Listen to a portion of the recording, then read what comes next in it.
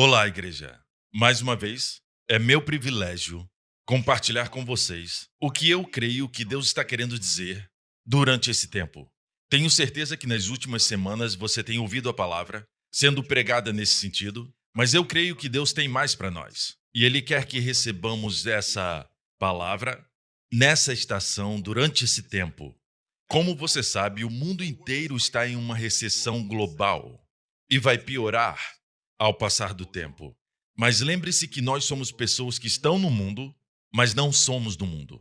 Temos um Pai que cuida de nós, e se Ele cuida dos pardais e nenhum deles cai sem o seu consentimento, quanto mais Ele cuidará de você.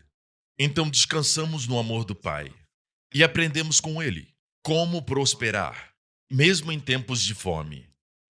Se olhar nas Escrituras, toda vez que tinha uma fome, é um tempo em que Deus, o que Ele tem para aquele momento, seja com Abraão, Isaque ou José, eles ganham destaque. O povo de Deus vai ganhar destaque durante esse tempo, seja no seu trabalho, seja nas suas empresas ou no seu ministério. Eles vão se destacar durante os tempos de fome. Não vai ser durante um tempo de prosperidade. Quando falo de tempos de prosperidade e fome, eu falo sobre os tempos do mundo. É durante tempos de fome no mundo que o povo de Deus começa a brilhar. Porque demonstramos a luz de Deus, não no meio da luz, mas no meio da escuridão. Demonstramos a capacidade e poder de Deus de fornecer, de prover durante os tempos de fome, durante tempos de escassez. Existe algo interessante sobre a fome. Você descobre que o povo de Deus, durante o tempo de fome, Deus lhes dá sabedoria para aquela fome. Em diferentes casos, diferentes fomes, você descobre que Deus deu sabedoria para José, para ele saber como agir durante aquele tempo. Ele recomendou que Faraó nomeasse um homem com sabedoria para lidar com a fome que viria. Ele não recomendou a si mesmo, mas indiretamente ele fez isso, porque Faraó disse: como encontraríamos outra pessoa que tem essa sabedoria que você tem? E ele nomeou José para ser o seu braço direito. Foi assim que José foi promovido. Essa foi a sabedoria que Deus deu a José durante o tempo de fome. Durante o tempo de Abraão, Deus disse a Abraão para ser honesto. Quando mentiu sobre sua esposa, ele chegou a um ponto onde ele teve que confessar e confessou. E a Bíblia diz que a primeira coisa que ele fez quando saiu do Egito foi construir um altar ao Senhor. Ou seja, ele priorizou o seu relacionamento com o Senhor. E Deus disse: volte para onde se perdeu. Você foi para o Egito, agora volte para o lugar que você construiu o altar pela primeira vez. E a Bíblia diz que ele construiu o altar entre Ai e Betel. E foi para ali que ele voltou. Ele se lembrou onde ele tinha caído. Onde caiu por causa da sua incredulidade e falta de fé. Então, para Abraão foi voltar para onde ele estava, para onde ele caiu. No caso de Isaque, a Bíblia diz que houve fome nos tempos de Isaque, assim como a primeira fome durante os tempos de Abraão. Muitos anos tinham se passado. Isaque já era um adulto. Quando Abraão foi para o Egito durante aquela fome, Isaque não existia. Mas muitos anos se passaram e Isaque estava enfrentando uma fome. Mas novamente há sabedoria, uma sabedoria específica que Deus deu para Isaque, e foi para ele plantar, foi para ele semear durante o tempo de fome. Se você olhasse para a terra naquela época, e a Bíblia diz que foi como nos dias de Abraão, se olhar para essa fome, vai ver que a fome foi severa. E durante uma fome severa, a terra fica assim. Agora imagine esse tipo de solo, e Deus te diz: semeie nesse solo. Você sabe que tem que fazer por fé? Não pode fazer pela vista? Pela vista está tudo seco, árido. Se olhar no natural, você pensa que nada vai crescer nessa terra. E esse é o desafio que está diante do povo de Deus. Quando Deus diz para semearmos no Evangelho, não é como um investimento que eles podem ver no futuro algum tipo de retorno. Vão receber dividendos, vão ter um ativo e vão receber os lucros. Mas é algo que aparentemente, no natural, é seco. E essa é a área que Deus diz para semearmos. A Bíblia não diz que Onde está o seu coração, ali estará o seu dinheiro, o seu tesouro. É o oposto. A Bíblia diz: onde está o seu dinheiro, onde está o seu tesouro, ali estará seu coração. Ou seja, onde você coloca a sua semente, o seu dinheiro, o seu coração vai seguir. Se semear no Evangelho, seu coração estará no Evangelho. Amém? É assim que muda a direção do seu coração. As pessoas tentam virar as coisas ao contrário e dizem: as pessoas colocam seu dinheiro onde está seu coração. Não, é o oposto. Seu coração vai seguir onde seu dinheiro vai. E se você coloca o seu dinheiro no Evangelho, mesmo sem ter uma visão da importância dele, de como o Evangelho pode transformar as vidas, mas você começa pela fé, olhando para o Evangelho como algo seco, e você apenas semeia, você começa a colher os dividendos, assim como Isaac. E foi isso que aconteceu com Isaac. A Bíblia diz: semeou Isaac naquela terra, e no mesmo ano, não outro ano, no mesmo ano da fome, recolheu 100 por 1. Enriqueceu-se o homem, prosperou e ficou riquíssimo. Mais uma vez, ele prosperou e ficou riquíssimo. Então existe 30, 60 e 100 por 1 de crescimento na prosperidade. Ele primeiro começou a prosperar, foi o início, tudo no mesmo ano, e continuou prosperando, até se tornar riquíssimo. 30 por 1, 60 por 1, 100 por 1. E é claro que isso causou inveja nos filisteus, e a Bíblia diz que ele possuía ovelhas e bois e grande número de servos, de maneira que os filisteus lhe tinham inveja. Então não pense que o mundo não vai te criticar ou falar mal de você se você prosperar do jeito de Deus. Eles vão vir contra o ensinamento sobre a prosperidade e dizer que a Bíblia não ensina isso. A nova era pode ensinar, o mundo pode ensinar, esse povo pode prosperar, mas não o povo de Deus. Existe um ditado que diz: pobre como um rato de igreja. Por que um rato de igreja? Não, amigo, se você estudar a Bíblia, olhe para esses versículos. Isaac semeou na terra, e no mesmo ano ele recolheu 100 por 1. E ele prosperou, e a Bíblia diz que ele ficou riquíssimo. Por que você acha que o Espírito Santo colocou isso aí? Para ficarmos desencorajados de semear e dar, e não acreditarmos em uma colheita? Tem pessoas que dizem que nós damos para recebermos. Você está semeando porque você quer uma colheita? Sim!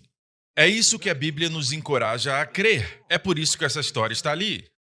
A Bíblia diz que Isaac semeou no ano da fome, em uma terra seca e árida, e ele colheu. E Deus colocou na Bíblia. Se ele não quisesse encorajar, por que colocaria ali? O que aconteceu com Isaac depois que semeou? E Deus entra em detalhes na Bíblia, que ele começou a prosperar e continuou prosperando e se tornou riquíssimo. Porque Jesus disse: dai e dar-se-vos-á, boa medida, recalcada, sacudida, transbordante, generosamente vos darão. Observe a frase, é específica. Tem detalhes, até o processo. Como vai voltar para você? Porque Jesus disse isso. Se ele não quisesse que esperássemos um retorno, se ele não quisesse que acreditássemos na colheita, por que ele falou tudo isso? Que esse seria o resultado da nossa doação. A colheita da nossa doação. Ele poderia ter dito: dê em nome do Senhor. Dê com a intenção de abençoar os outros. Poderia ter dito isso? Não, ele queria nos encorajar. Ele quer que acreditemos que quando damos, vamos colher. Amém? Será dado de volta para nós. Boa medida, recalcada, sacudida, transbordante, generosamente vos darão. O ensinamento da prosperidade na Bíblia não é algo que Deus está tentando nos dizer que não é da sua vontade prosperarmos. E que ser pobre é ser humilde, pobreza é santidade. Você não encontra isso na Bíblia, não encontra na vida dos patriarcas, Abraão, Isaac e Jacó. Até os heróis da fé, a Bíblia diz que todos eles prosperaram em seus próprios campos. Se fosse um rei que andava com o Senhor, começavam a prosperar. Existe um verso sobre um dos reis de Judá. Preste atenção, nos dias em que buscou ao Senhor, Deus o fez prosperar. Viu isso? Buscar ao Senhor e a prosperidade andam juntos. Então, filho de Deus, Deus quer te encorajar. Deus quer que você prospere. A razão pela qual isso é um fardo, se posso dizer isso para mim, um fardo que eu quero dispensar, não é um fardo pesado. Recentemente, Deus me pegou e falou o seguinte: é hora de você pregar isso em seu contexto bíblico. Amém? É claro que existe o extremo, quando falam sobre prosperidade e é sempre sobre receber e bênçãos para uma pessoa ou um grupo de pessoas, e não ter uma visão para o evangelho, é tudo sobre mim, meu, é sobre posses e mais posses. Essa não é a prosperidade de Deus. A prosperidade de Deus é te prosperar, em primeiro lugar, em sua caminhada com Ele, em sua vida com Ele, amém? E é isso que acontece quando você se torna justo pelo sangue de Jesus, amém? Aquele que não conheceu pecado, Ele o fez pecado por nós, para que nele fôssemos feitos justiça de Deus, amém? Somos justos e essa é a maior prosperidade. E com essa justiça vem todas as bênçãos do justo. A Bíblia diz sobre a cabeça do justo há bênçãos. Esse é você, esse sou eu. Podemos receber essas bênçãos. Amém? Então a Bíblia fala sobre as crianças. Mas a geração são as nossas gerações, os nossos filhos. A geração dos justos é livre. Podemos tomar posse. É nosso agora. Quando oramos, podemos saber no interior que Deus está ouvindo e nossas orações valem muito. Porque muito pode, por sua eficácia, a súplica do justo. E você é justo. Eu sou justo. Amém? A Bíblia diz em Provérbios: mas a riqueza do pecador é depositada para o justo. Quem é esse justo? Você e eu. Nós somos os justos. Isso está na Bíblia? Sim, está em Provérbios. Capítulo 13, 22, está ali. Por que Deus nos encoraja? O que está dizendo para nós? Que está acontecendo uma transferência. A riqueza do pecador. O pecador tem a tarefa de acumular e trabalhar duro e fazer tudo o que pode para obter riqueza, e diz que essa riqueza é armazenada para os justos. Será que só existe um versículo na Bíblia que diz que a riqueza do pecador vai para o justo? Não. Tem outros versos, como em Eclesiastes. A Bíblia diz exatamente o que eu disse. Porque Deus dá sabedoria, conhecimento e prazer ao homem que lhe agrada. Que homem é esse? É um homem justo. Deus dá a ele sabedoria, conhecimento e prazer. Mas ao pecador, o que Deus dá? Ele dá o trabalho para que ele ajunte e amontoe. Quando você vê um pecador trabalhando e eles acumularem muita riqueza, não tenha inveja, não tenha ciúme deles. Saiba que estão acumulando para você. Amém? Uma transferência vai acontecer. E veremos daqui a pouco quando essa transferência vai acontecer. Mas para o pecador, Deus dá o trabalho de ajuntar e amontoar. E diz assim: a fim de dar àquele que agrada a Deus. Também isso é vaidade e correr atrás do vento. No que diz respeito ao pecador, tudo o que ele faz, todo o seu trabalho duro, não dá em nada. Amém? Porque uma transferência vai acontecer. Isso já aconteceu antes? Sim. Você se lembra em Êxodo 12? Na noite da Páscoa, a Bíblia diz que aconteceu uma transferência. Anos de escravidão, debaixo dos feitores de obras do Egito. Por cerca de 400 anos, o povo de Deus foi aflito. E a Bíblia diz que na noite da Páscoa isso aconteceu. Fizeram, pois, os filhos de Israel conforme a palavra de Moisés e pediram aos egípcios objetos de prata e objetos de ouro e roupas. E o Senhor fez que seu povo encontrasse favor. O que Deus deu ao povo? Isso é importante. Fez que seu povo encontrasse favor. Foi por isso que os egípcios deram para eles objetos de prata, objetos de ouro e roupas. Porque o Senhor fez que seu povo encontrasse favor da parte dos egípcios, de maneira que estes lhes davam o que pediam e despojaram os egípcios. Não existe injustiça aqui, irmãos. Por 400 anos, o povo de Israel foi afligido pelos egípcios.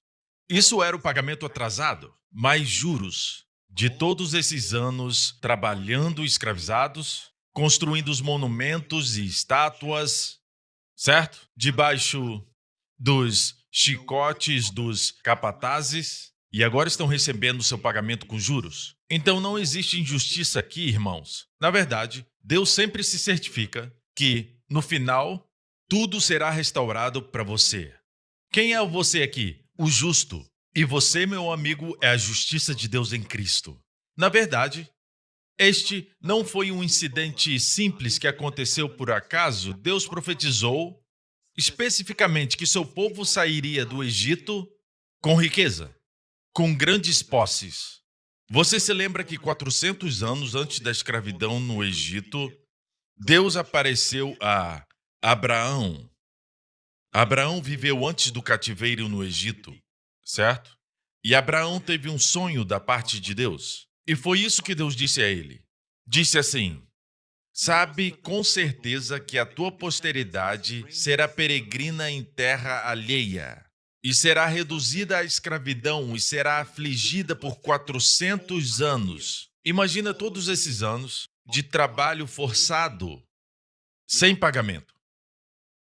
400 anos. Mas também eu julgarei a gente a quem tem de sujeitar-se. Depois, filho de Deus, existe sempre um depois que vem para você. Amém. Creia em Deus. Eu creio que vai acontecer no fim dos tempos, porque a história do Êxodo não foi no início das pragas, não foi no meio das pragas, foi depois da última praga, foi no fim dos tempos que essa transferência de riqueza aconteceu. Aleluia! Amém. Você está pronto? Se não pregarmos, o coração do povo não vai se abrir. Amém. Deus vai fazer de forma justa. Deus faz tudo com retidão e justiça, ok? Deixa eu terminar a história. Deus falou para Abraão, neste sonho, e depois sairão com grandes riquezas. Se Deus não quisesse que eles saíssem com grande riqueza, por que ele falaria isso? Como se fosse algo importante, porque só existem algumas coisas importantes a dizer. Quando Deus aparecia, ele não dava um discurso longo. Suas palavras eram medidas e geralmente eram curtas. Uma profecia curta. Observe que Deus poderia ter dito, e depois sairão com alegria, ou qualquer outra coisa. Não, ele disse, depois sairão com grandes riquezas. Por que Deus disse isso? E acabamos de ver o cumprimento disso. Em Êxodo 12. Naquela noite, a Bíblia diz, e o Senhor fez que seu povo encontrasse favor da parte dos egípcios. Meus irmãos e irmãs em Cristo, se está sofrendo, de alguma forma, durante essa fome, com escassez ou falta em qualquer área ou uma dívida, não sabe como vai pagar as suas dívidas, em primeiro lugar, libere essa fé no seu coração para ver um Deus que deseja te prosperar. Por causa dos ensinamentos que ouvimos, que são tão proeminentes nas redes sociais, no YouTube, nos aplicativos, e todas as vezes que as pessoas falam sobre isso, é sempre de uma forma negativa. Ensinamentos sobre o dízimo, e você ouve frases como evangelho de saúde e riqueza, e eu concordo. Eu concordo que existem ensinamentos extremos sobre isso, onde é tudo sobre ganância, é tudo sobre cobiça, é tudo sobre o amor ao dinheiro. Eu não estou me referindo a isso. Eu não falo sobre prosperidade para benefício próprio. Eu não falo de prosperidade para você e para sua família somente. Não, mas falo sobre prosperidade com propósito. Falamos de Abraão agora como um exemplo de como Deus o abençoou. Quando Deus o chamou, ele disse, e te abençoarei. Sê tu uma bênção. O que isso quer dizer? Vou te abençoar para que você seja um canal, para ser uma bênção. E é claro que sabemos que o grande plano de Deus é o Evangelho de Jesus Cristo, porque em tua semente serão benditas todas as nações da terra. É através do Evangelho. E Paulo fala, em Gálatas e Romanos, sobre esse verso. Em tua semente serão benditas todas as nações da terra. Então Deus nos abençoa, até financeiramente, com grandes riquezas, em suas próprias palavras, para que podemos canalizar essas coisas, amém, para a propagação do Evangelho de Jesus Cristo. Posso ouvir um amém? Então vemos que Deus profetizou isso 400 anos antes de saírem do Egito, que eles sairiam com grandes riquezas. A palavra diz que naquela noite, em Êxodo 12, quando eles saíram, Eles pediram aos egípcios objetos de prata, objetos de ouro. Observe que eram itens preciosos. Amém? Metais que eles pediram e também peças de roupa. Para que propósito? Tem um propósito para essa prosperidade. Sim, quando saíram naquela noite, eles estavam cobertos de ouro, prata, materiais preciosos, com o propósito de construir a casa de Deus. Amém?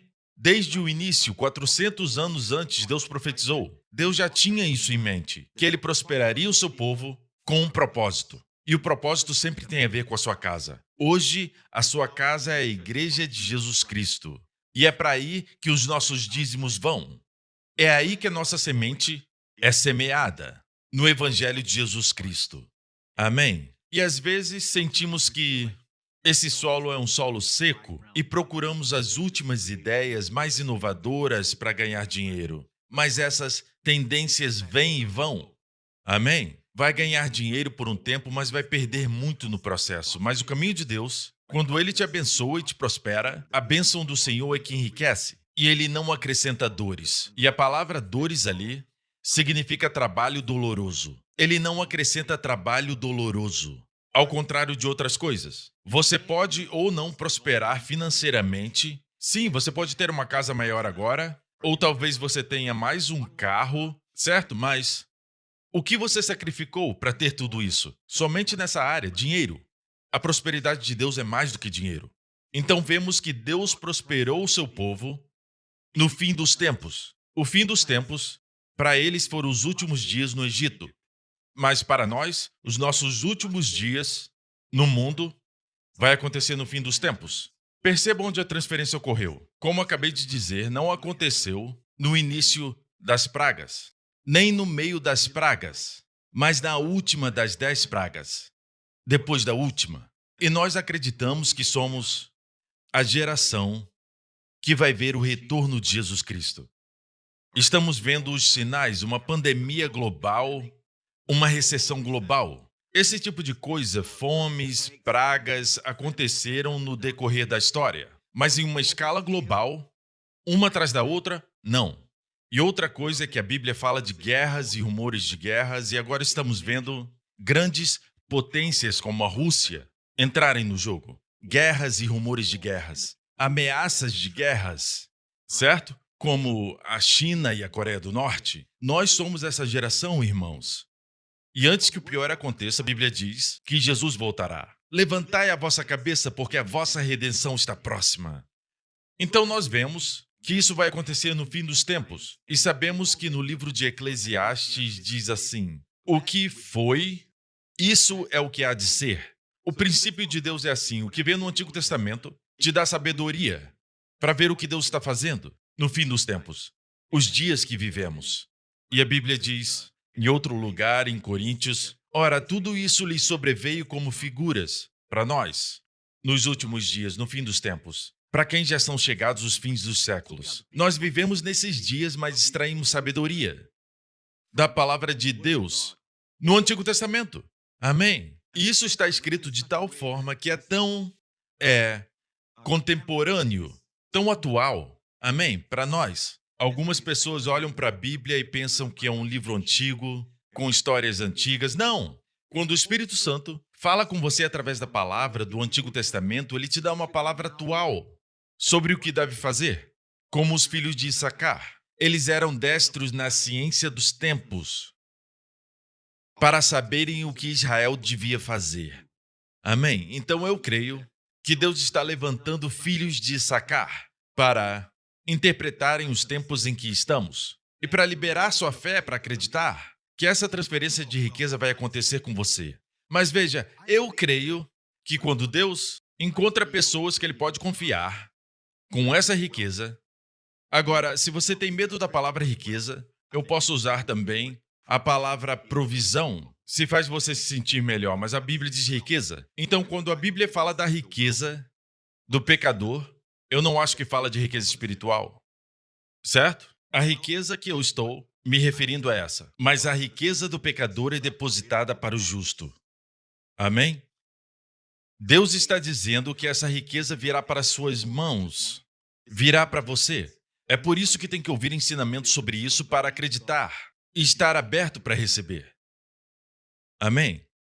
Porque se não ouvir, a fé vem pelo ouvir e ouvir pela palavra de Deus. E você vê que na Bíblia, que antes de Deus fazer algo, ele manda um profeta. Ele envia um porta-voz. E essa pessoa proclama a palavra de Deus para liberar a fé do povo. E depois vem a palavra acontecer. Amém? E é claro que se recusarmos ouvir a palavra, se disser, eu só acredito que vai acontecer comigo, você não vai ter a fé para poder receber, porque a fé vem pelo ouvir e o ouvir pela palavra de Deus. Então não importa, filho de Deus, se você acredita que Deus deseja te prosperar ou você crê que isso não faz parte dos planos de Deus. Se não acredita que Deus pode te prosperar, você não vai receber essa parte da bênção. Assim como em tudo na vida cristã, como recebe a salvação? Ouvindo a palavra sobre salvação. Alguém falou com você, ou você ouviu através de uma forma ou outra a mensagem, o evangelho, a palavra de Deus? Então você ouviu a palavra do evangelho e recebeu a salvação porque você ouviu. A fé vem pelo ouvir e da mesma forma a cura. Como você recebe a cura? Através da palavra. Às vezes pensamos que é só impor as mãos que as pessoas recebem. E quando elas não recebem, isso quer dizer que nós temos que sentar com elas e mostrar, através da palavra, como Jesus tomou as nossas doenças, para que eles vejam. E você ora que eles tenham uma revelação pessoal das Escrituras. Amém? Aí a fé vem e eles conseguem receber. A mesma coisa nessa transferência de riqueza no fim dos tempos. Temos que acreditar que Deus quer que tenhamos isso. Amém? Deus vai fazer de tal forma, de uma forma justa. Deus não vai fazer essa transferência de uma forma injusta. Você não pode sair e roubar a riqueza do pecador. Amém? E não vai trapacear para conseguir a riqueza do pecador. Não pode manipular. Não, vai ser feito assim como foi feito com o povo de Israel. O Senhor deu graça. Então vemos a chave aí, a graça. Uma coisa triste é que eu sinto que existe uma nova geração que olha para o favor e pensam, essa mensagem da graça são alguns pregadores tentando as pessoas se sentirem bem. Não, amigo. A graça de Deus é um ensino válido e central da Bíblia. A palavra favor quer dizer graça, porque graça é favor imerecido. Ser cheio de graça quer dizer ser cheio de favor. Amém? E a palavra diz claramente, em Êxodo 12, e o Senhor deu graça ao povo em os olhos dos egípcios. Essa é a chave. Quando Deus te dá graça com o seu chefe, amém? É quando a promoção acontece, um aumento no seu salário. Isso acontece, amém? Quando Deus te dá favor aos olhos dos seus clientes, eles querem fazer negócio com você, ao invés de outra pessoa. Talvez eles tenham mais experiência, talvez ofereçam mais, mas de alguma forma os clientes vêm até você. Eles gostam e confiam em você. E muitos negócios são feitos assim. Quando alguém tem confiança em outra pessoa, eles querem fazer negócios com ela. Isso se chama favor. Deus pode te dar isso, apesar da sua experiência, apesar do seu diploma ou das suas realizações. Não depende dessas coisas, mas é o Senhor que dá favor. Então busque no Senhor favor. Busque no Senhor graça. Nós costumávamos, até comigo, quando eu era jovem e comecei na vida, eu não tinha muita coisa. Mas eu confiei em Deus, que Ele iria me dar favor em todas as situações. Poderia te contar muitas histórias, até mesmo durante o período que eu passei no exército, como Deus me deu favor com meus superiores, com os meus comandantes imediatos, e como portas se abriram para mim, e privilégios que não eram dados aos outros foram dados para mim. É o favor de Deus. Eu aprendi através dos anos que você pode depender do favor de Deus. Ah, mas eu não mereço o favor de Deus. Não, amigo. Graça é favor imerecido. Quanto menos merecedor você é, mais se qualifica. Amém? Tudo o que tem que fazer é receber. Deus quer que você receba favor. Receba favor hoje. Amém? Também vemos na vida de José. A Bíblia diz que José achou graça aos olhos de primeiramente Potifar e depois aos olhos de Faraó. Deus deu a ele favor e era algo que Deus deu, Deus impartiu e ele foi promovido. Com cada favor que Deus deu a José, ele foi promovido. No caso de Potifar, ele era um escravo, quando Deus deu a ele favor. E a Bíblia diz que tudo o que ele fazia, o Senhor prosperava. Tudo o que fazia, Deus prosperava. Tudo em suas mãos. Tanto que Potifar colocou tudo nas mãos dele. Pense nisso, Potifar, como muitos empregadores, estão em uma posição de nos promover, ok? E muitos deles não são crentes. Eu assumo que você provavelmente trabalha para um chefe que não é crente. Se ele for crente, você pode falar com ele, mas no caso de José, Potifar não era crente. Mas a Bíblia diz: vendo, pois, o seu senhor, que o Senhor estava com ele, e tudo o que ele fazia, o Senhor prosperava em sua mão. Ele viu que o Senhor estava com José e que José prosperava em tudo que ele tocava por causa do Senhor.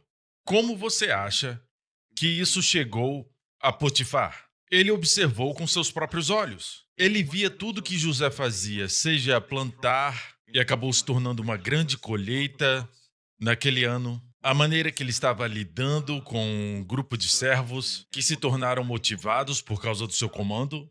Seja o que for, nós vemos José prosperando. E era evidente para um ímpio. Ele viu alguém que não acredita em Deus, seguia pela vista. Então, o que acontece é que quando Deus te dá favor, o mundo vai ver, seu chefe vai ver, os seus clientes vão ver, as pessoas debaixo do seu ministério e até mesmo pecadores vão ver. Muitas das vezes, isso é um fator esquecido na pregação do Evangelho de Jesus. Pecadores querem ouvir alguém que tenha favor em suas vidas. Eles ouvem alguém assim como Billy Graham, que tinha tanto favor de Deus, que eles estavam dispostos a passar 1 hora em um estádio escutando. Convidados de alguém, mas tinha algo a respeito do Billy Graham, que os atraiu para quererem passar esse tempo que poderiam gastar em outro lugar, por causa do favor. E se você é um ministro do Evangelho, creia em Deus por isso, porque é uma parte vital para conseguir alcançar as pessoas. Amém? Porque quando você tem favor, você prospera. O mundo vai ver e o mundo sabe. O mundo quer ser associado com vencedores. Amém? Quando verem Deus em você.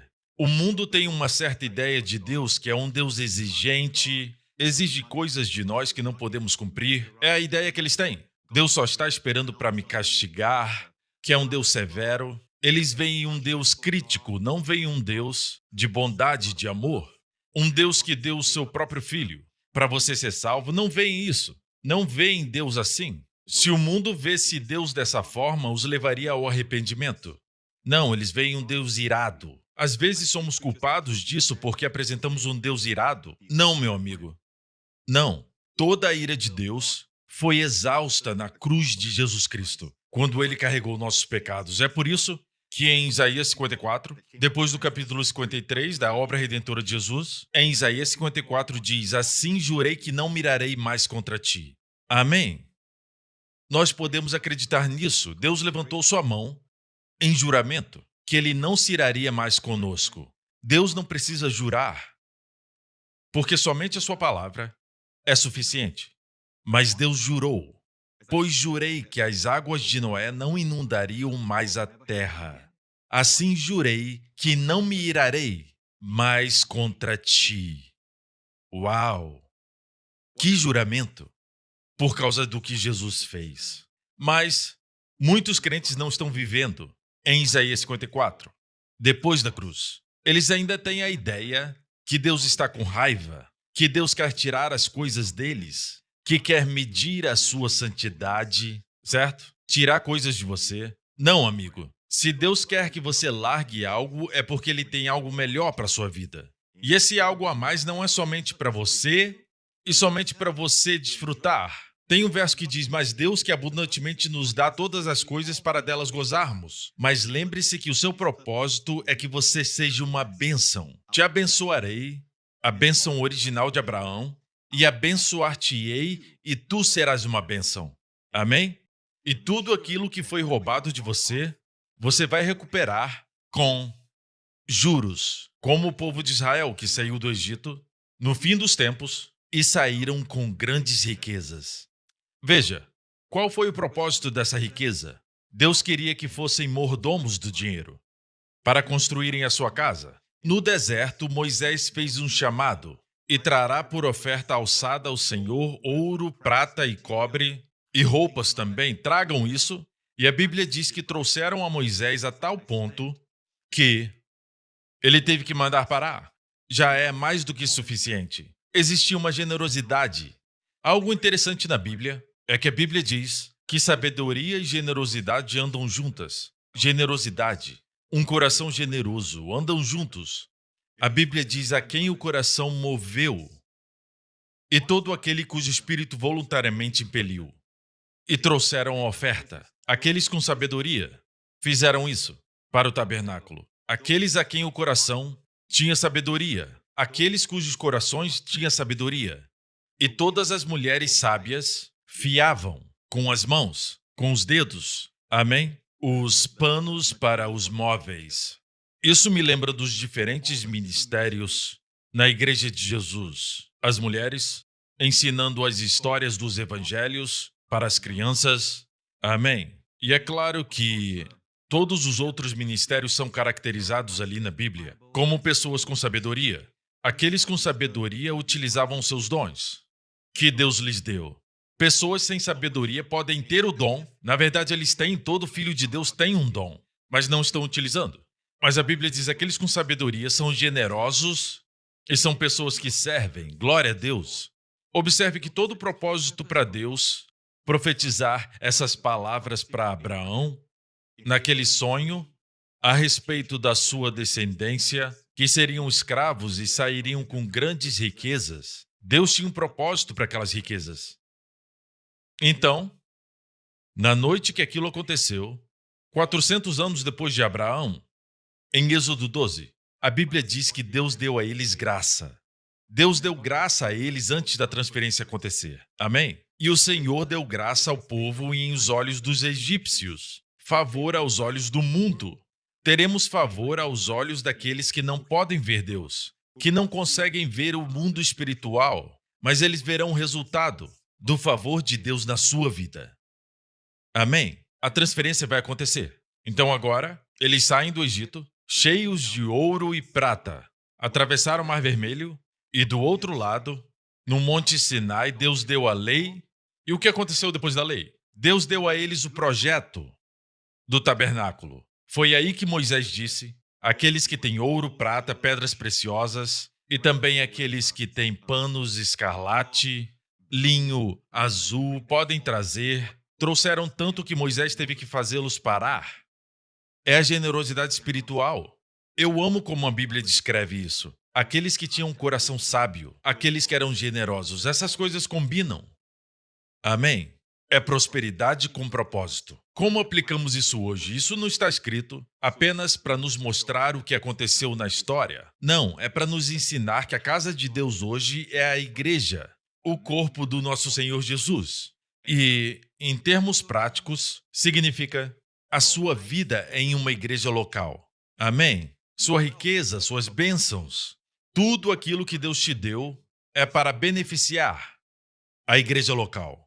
Veja, se quisermos fluir com Deus, nós nos alinhamos com os planos de Deus, com o seu propósito. Se você aprender que Deus quer te prosperar, por exemplo, se eu ver, digamos que eu não fosse um judeu na época do Êxodo. Na verdade, foi isso que aconteceu. Muitos egípcios se juntaram aos judeus. Digamos que eu não sou um judeu, sou um egípcio. Mas eu vi, através das pragas, que o Deus de Israel é o Deus verdadeiro. É o Deus de Abraão, Isaque e Jacó. E eu quero fazer parte desse povo. Amém? É o que chamam de prosélito. Convertidos de outra nação. A Bíblia diz: e subiu também com eles uma mistura de gente. Então eu quero fazer parte disso. Estou sendo inteligente. Infelizmente, essa mistura de gente causou que Israel tropeçasse na sua peregrinação pelo deserto. Mas muitos deles permaneceram fiéis. Até no tempo de Davi, tinham gentios, não judeus, que eram fiéis a Davi. Então, se eu conheço o plano de Deus e vejo que o propósito dele é com Israel, e vejo que Deus está dando a eles grande riqueza, eu vejo que tem um propósito para essa riqueza. Então, eu alinho a minha vida com isso. E adivinha? Eu costumava fazer um experimento na escola, um experimento científico. Você tem uma lâmpada no final e você tenta conectar os fios. Se a luz não acende, você sabe que não está conectado. Tem que se certificar que tudo está conectado, então a luz acende. Então, se eu quero o resultado, a luz acesa, quero a minha vida abençoada, tenho que alinhar a minha vida de acordo com os planos de Deus, porque naquela época, aqui na Terra, onde Deus estava trabalhando? Em quem Deus estava trabalhando? No povo de Israel. Então eu vou me colocar bem ali, bem no meio do plano e propósito de Deus. Se Deus quer construir o tabernáculo e eu estou bem ali, ouvindo Deus falar para Moisés, e Moisés dizendo para nós que Deus quer construir o tabernáculo e quem estiver disposto pode ofertar o que você tiver, então eu vou me alinhar com os planos de Deus para construir sua casa. Amigo, hoje você tem o mesmo privilégio. Amém? Você tem o privilégio de ofertar no que Deus está fazendo hoje. E o que Ele está fazendo? As pessoas dizem que Deus está fazendo muitas coisas ao redor do mundo, mas eu te digo que, em primeiro lugar, Deus está espalhando o Evangelho de Jesus Cristo. Amém? Veja, Deus poderia ter construído o seu tabernáculo no deserto através do anjo Gabriel ou pelo anjo Miguel, porque os anjos não se cansam.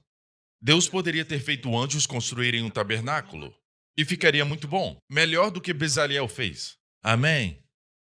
Mas, amigo, esse não foi o plano de Deus. O plano dele é assim: ele te permite ter o privilégio de fazer as suas riquezas passarem por você, para que a sua mordomia, a sua fidelidade, o seu amor por ele se sobressaia. E Deus vai ver se você é fiel com o que ele te deu. Amém? Não é que Deus precisa de você para construir sua casa, que ele precisa do seu dinheiro para construir sua casa. Não, esse dinheiro veio dele. Mas às vezes pensamos, o que eu tenho foi o que eu ganhei. Sabe, pastor, eu trabalhei duro por isso. Existe um belo versículo na Bíblia, uma promessa de Deus para o povo de Israel, Deuteronômio 8, verso 17 e 18. E não digas no teu coração, a minha força e fortaleza de meu braço me adquiriram esse poder. Eu vou repetir porque é importante. Deus disse, não digas que a minha força e a fortaleza do meu braço me adquiriram esse poder. Antes te lembrarás do Senhor teu Deus, que Ele é o que te dá força para adquirir esse poder, para confirmar o seu concerto que jurou a teus pais, como se vê nesse dia. Amigo, por que Deus disse, não digas no teu coração? Perceba que não é algo externo. Ninguém fala isso de forma externa. Eles sabem que não devem falar que foi minha força que me deu poder. Elas não expressam verbalmente, mas não diga no seu coração. Não diga nem no coração, é isso que acontece. É um sentimento, a minha força e a fortaleza do meu braço fizeram isso. Por que Deus disse isso? A menos que esse poder ou riqueza que vem para você de uma forma muito natural. Veio para você de forma natural porque você investiu sabiamente em alguma coisa, ou você trabalhou duro e o seu chefe ofereceu para você uma promoção, um aumento de salário. Você sente que é tão natural porque você trabalhou duro por isso. Eu fiz isso, eu fiz aquilo. Deve ser isso. Senão ninguém falaria isso no coração. Assim como Deus abriu o Mar Vermelho, ninguém pode abrir o Mar Vermelho. Não seria espetacular?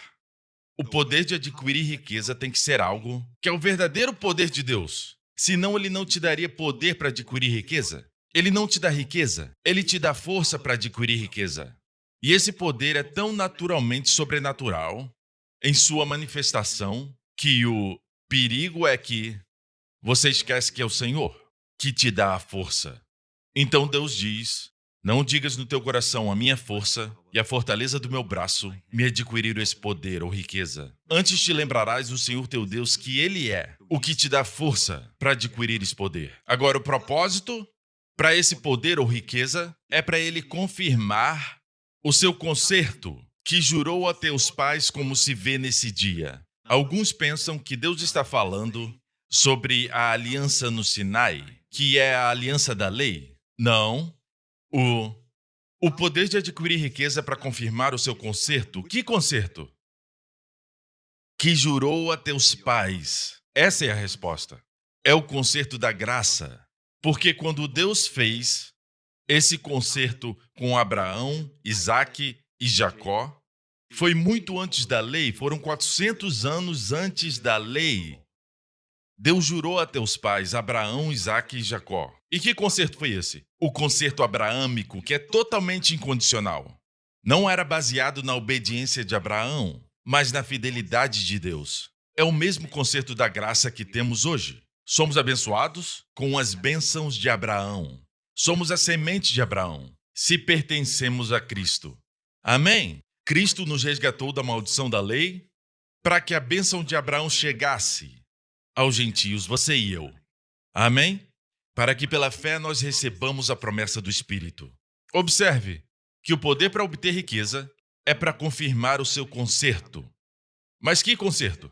É a aliança da lei? Não, é a aliança da graça. Então, amigo, Deus te dá poder para obter riqueza para estabelecer o concerto da graça. Onde você encontrar o concerto da graça sendo pregado, sendo proclamado, esse é o lugar. Se você alinhar a sua vida nisso e você está contribuindo e dizimando para essa obra, amém? Você com certeza vai receber esse poder para adquirir riquezas. Glória a Deus, aleluia! Deus deu esse poder para o seu povo. Mais uma vez, algumas pessoas dizem, eu não acredito no evangelho da prosperidade. Eu também não acredito nisso. Eu não acredito que existe um evangelho da prosperidade. Não existe isso. A Bíblia diz que é o evangelho da graça e paz. Mas o resultado do evangelho é sempre provisão. A primeira área que Deus provê é a justiça como um dom. Depois ele provê para a sua alma. Vinde a mim e eu te darei descanso. Glória a Deus. Paz, que excede todo o entendimento. Para os nossos corpos, ele nos dá saúde. Amém? E para a nossa vida externa, como 3 João diz, que a vontade de Deus é que te vá bem em todas as coisas e que tenha saúde externamente, que seja saudável, assim como vai bem a tua alma. Amém? Em todas as áreas. Essa é a prosperidade de Deus. Amém? Então Deus dá poder para obter riqueza para alguém que entende a sua visão, seu propósito de estabelecer o concerto da graça. Amém? E colocam seu dinheiro ali. Glória a Deus, porque é ali que Deus trabalha. É onde a provisão de Deus flui. Amém? No tempo de Israel, onde Deus estava trabalhando? Deus estava trabalhando para construir o tabernáculo. E foi para onde a riqueza que Deus deu para eles, as grandes riquezas, estava indo. É claro que eles não deram tudo o que tinham. Na verdade, falaram para eles para não trazerem mais. Então, quando Deus te abençoa, com certeza vai sobrar muita coisa. Jesus disse, dai e ser-vos-á dado boa medida recalcada. Ele podia ter parado aí. Seria o suficiente. Boa medida recalcada quer dizer que você tem que empurrar para baixo. Mas ele continua dizendo, transbordando. O que é transbordar? Você já recebeu bênçãos que transbordaram? Tem gente que diz que Deus supre as nossas necessidades. Deus dá o que precisamos, não o que queremos. A minha Bíblia diz, o Senhor é meu pastor, nada me faltará. Pois não tem falta alguma àqueles que o temem. Deus também te dá aquilo que você quer. E por que transborda? Já recebeu uma bênção que transbordou? Amigo, Deus quer que as suas bênçãos transbordem para que elas fluam para os outros. Mas você é abençoado? Você é abençoado no processo? Sim. Com certeza você é abençoado no processo. Amém? Porque você é o canal onde a provisão flui. Vai ter mais do que suficiente para você. O único problema que temos é quando fica parado como um mar morto em Israel. O mar morto tem entrada, mas não tem saída. Por isso que é chamado mar morto. Nada pode sobreviver no mar morto. Mas, no norte de Israel, o mar da Galileia está cheio de peixes, porque tem entrada e tem saída. Esse mar é abençoado? Sim, porque ele é um canal. Ele se permite ser um canal. Então você é abençoado quando você dá? Com certeza vai ser abençoado, certo? E o transbordar é uma bênção para muitos outros, mas também para você e sua família. Glória a Deus. Espero que tenha te abençoado. E eu quero que você veja a importância do seu espírito estar aberto. Amém? É aí que tudo começa. Agora, os pormenores, como Deus vai fazer isso, não é tão importante, porque vemos que com cada fome, ele tem um certo plano, sabedoria, um certo paradigma para o servo de Deus naquele momento. Amém? E ele vai te dar isso. Ele vai te dar. Peça para Deus sabedoria. Mas o mais importante, eu quero compartilhar com você o plano de Deus para que você prospere. Número 1. Número 2, para que propósito é essa prosperidade? É prosperidade com propósito. Quando as pessoas esquecem o propósito, não têm a visão da prosperidade. É aí que elas perecem. Sem visão, o povo perece. Tudo na sua vida perece, porque você não tem a visão de Deus. E que visão é essa? Deus te dá prosperidade para você ser uma bênção. E mais especificamente, onde essa bênção é direcionada para a aliança da graça, para construir sua casa. Amém? Ela é construída de pessoas que ouviram o evangelho e assim são adicionadas à casa de Deus. Amém? E entre eles, provavelmente, tem pecadores que guardaram e ajuntaram riquezas. E agora a transferência de riqueza acontece, veja como é justo, e de uma forma legal. Tudo acontece da forma de Deus. A transferência vai acontecer quando os pecadores forem salvos. Aleluia!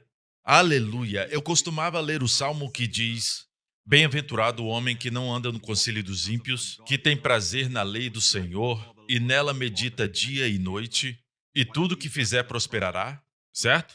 Continua dizendo, não são assim os ímpios, mas são como a moinha que o vento espalha, pelo que os ímpios não subsistirão no juízo, nem os pecadores na congregação dos justos. Eu costumava pensar que todos morreriam, quando diz que eles não subsistirão no juízo. Até um certo dia, eu percebi, diz que nem os pecadores na congregação dos justos. Por quê? Não subsistirão porque se tornarão justos. Amém? O justo subsiste na congregação. Eles serão salvos. O ímpio será salvo e estará diante de Deus. Salvo. Glória a Deus. Aleluia. Uma das maneiras, eu creio, uma das principais maneiras, é que esse povo será salvo. E serão salvos através do evangelho. A Bíblia diz, e como ouvirão, se não há quem pregue? Porque estabelecemos que a fé para a salvação, a fé para a cura, fé para a prosperidade, amém? Vem pelo ouvir. Isso já está claro.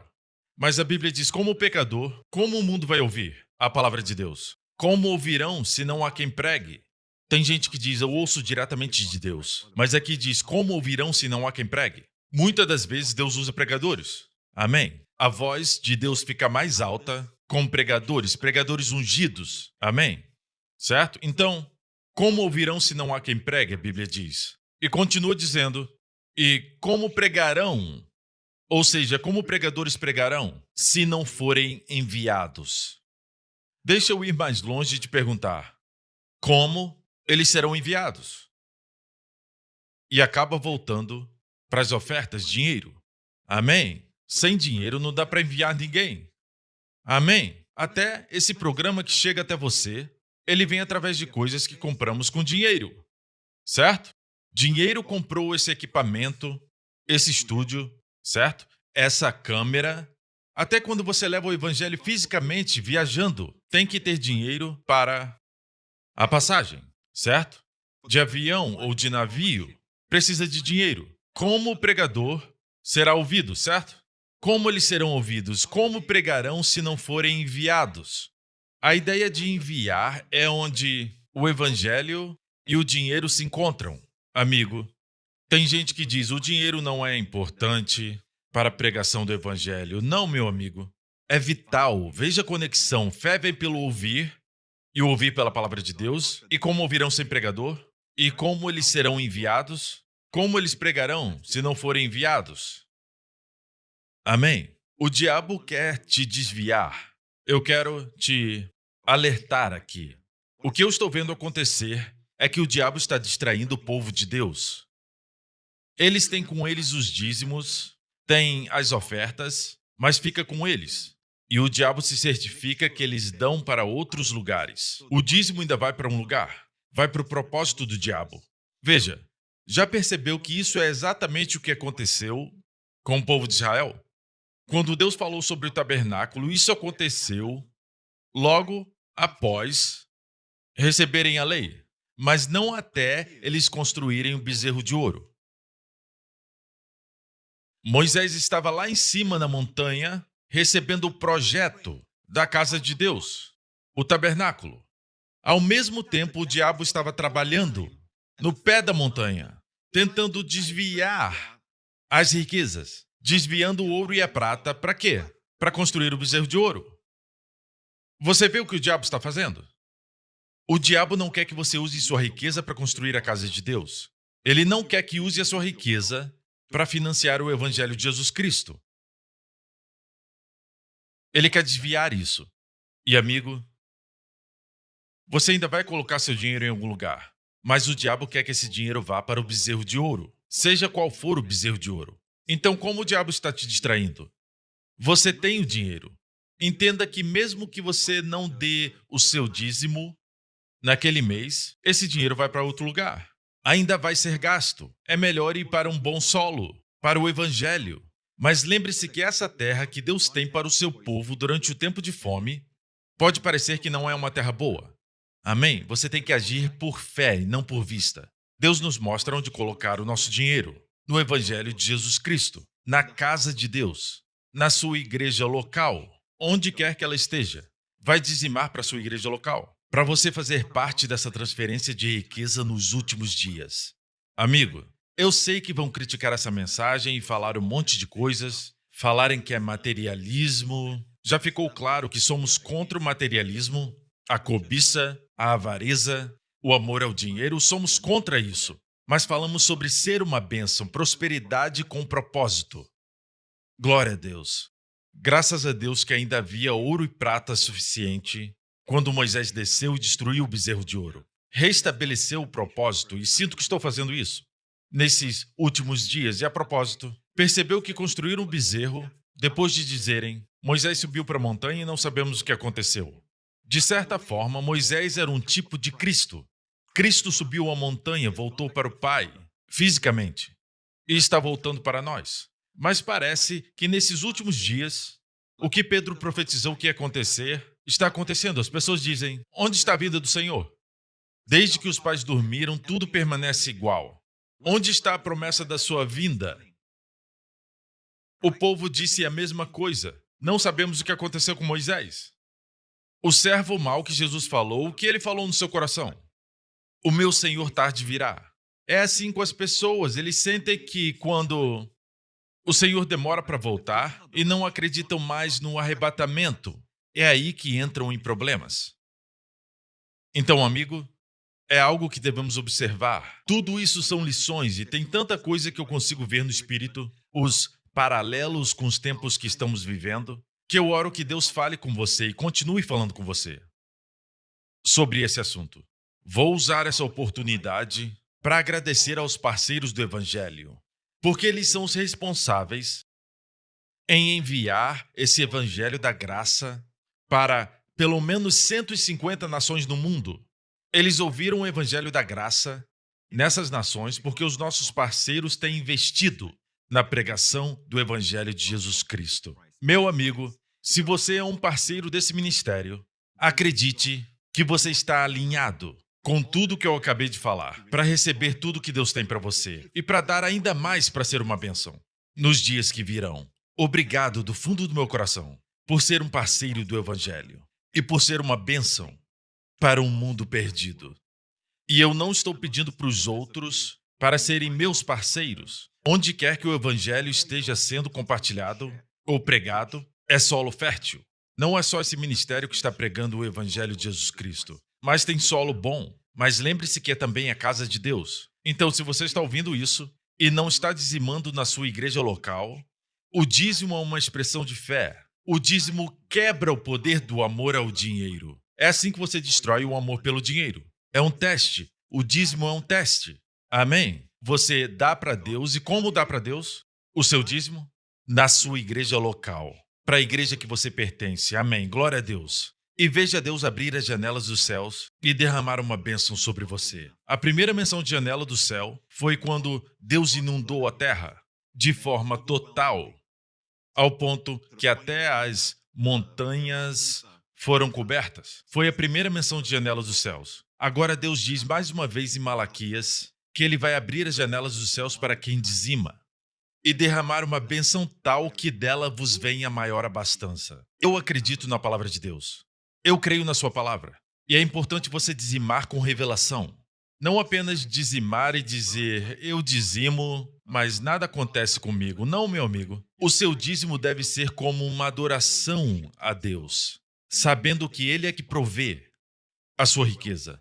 Amém? É Ele que supre tudo. Eu lembro do Senhor meu Deus, porque é Ele que me dá poder para obter riqueza. Amém? Aí você dizima. Amém? O dízimo são os 10%. Além disso, pergunte a Deus onde plantar uma semente. Devemos sempre estar plantando para uma colheita. Você diz, pastor, você está dizendo que devemos plantar para colher? Sim, está na Bíblia.